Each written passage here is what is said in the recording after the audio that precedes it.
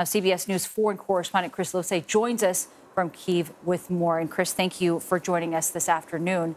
At this point, Russia has now launched its full offensive into eastern Ukraine. How are Ukrainian officials responding to this new act? Well, they're responding by mobilizing heavy artillery of their own. I mean, and a lot of that comes from the latest U.S. military aid package to Ukraine. That was an $800 million bundle that includes 155 millimeter howitzer cannons for the first time, as well as 100 armored Humvees, M-17 helicopters. What's significant about that is we're starting to see more of this heavy artillery. In the earlier stages of this war, you saw a lot of these portable weapons like those Javelin anti-tank weapons or those Stinger anti-aircraft weapons coming in from the United States and NATO allies, which were extremely useful, especially in these urban combat environments. But we spoke to a Ukrainian lawmaker who said those kinds of weapons suggested that the West was counting on us losing this war, that they were preparing for a kind of guerrilla insurgency. But now Ukraine has been so successful in pushing back the Russians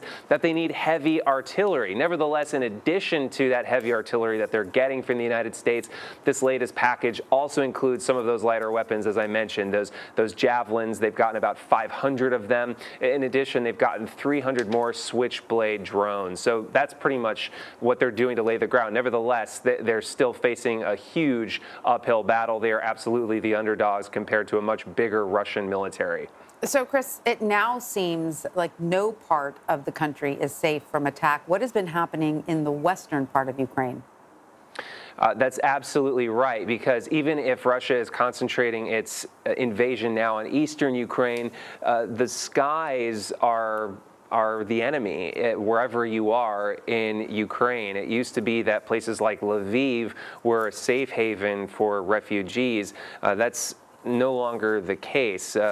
Russia has increased its attacks there for the first time a day ago, attacking Lviv with 4 rocket blasts. 7 people were killed, many more were injured, and among them were refugees, or rather I should say internally displaced people who were fleeing fighting further in the east. We've seen an increased amount of attacks in Kyiv as well. The air raid sirens have been going here once again, and when you talk to people, they say precisely that. There's really no place to run right now so long as Russia has control of the skies, and you will not meet a single Ukrainian who, once they hear that you're an American, doesn't implore you to please tell your congressmen, tell your senators, tell the American president that Ukraine needs more military help and it needs them to close the skies. Chris Losay, thank you very much for your reporting.